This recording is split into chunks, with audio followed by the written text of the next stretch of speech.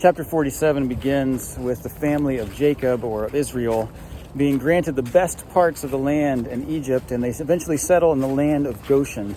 And their men even take leadership over all of Pharaoh's livestock. And the chapter ends with a strange and a little bit troubling story of how Joseph provided food and grain to the people of Egypt in exchange for their livestock, then their land, and finally their freedom as he makes a bargain with the people that ends with the whole people of Egypt being slaves to Pharaoh and a 20% tax being levied on all their goods for forever. But in the middle of the chapter is the scene in which Jacob is brought to meet Pharaoh. And it's a powerful scene when you imagine it. This great patriarch of the Jewish and Christian faith, namesake of the nation of Israel, meeting with the Pharaoh of Egypt, the most powerful man known at the time. And in a wonderful little exchange, seeing a very old man in front of him, Pharaoh asks Jacob, "How many are the years of your life?" And Jacob responds by saying, "The years of my earthly sojourn are 150. Few and hard are the years of my life."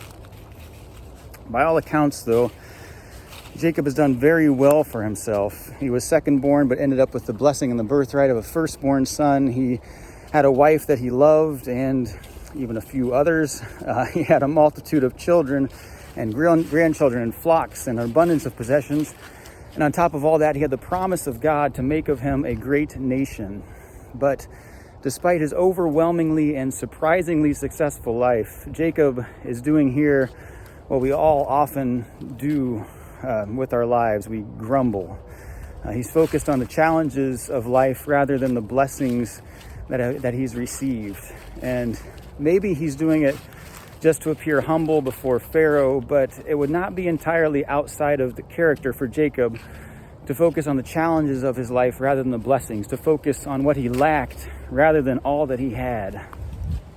I came across a quote a few days ago in a Ken Burns documentary, actually, that said, "Life is suffering. To live is to find meaning in the suffering." And I'm sure it's a bit dark in its perspective, but I do think there's some truth to it. Everyone suffers, everyone experiences pain and difficulty. So to live a full life doesn't mean to avoid the suffering, but it means to find meaning in it, to grow and thrive in and through it. Jesus said he came to give us life and life abundantly. And then he went to a cross to show us that even in the darkest places of the world and in the deepest suffering the world has to offer, life and love can and do spring forth. So may we trust in that life and love. And through all the years of our earthly sojourn, whatever they may bring, may we recognize first and foremost that we are surrounded by the grace and love of Jesus Christ.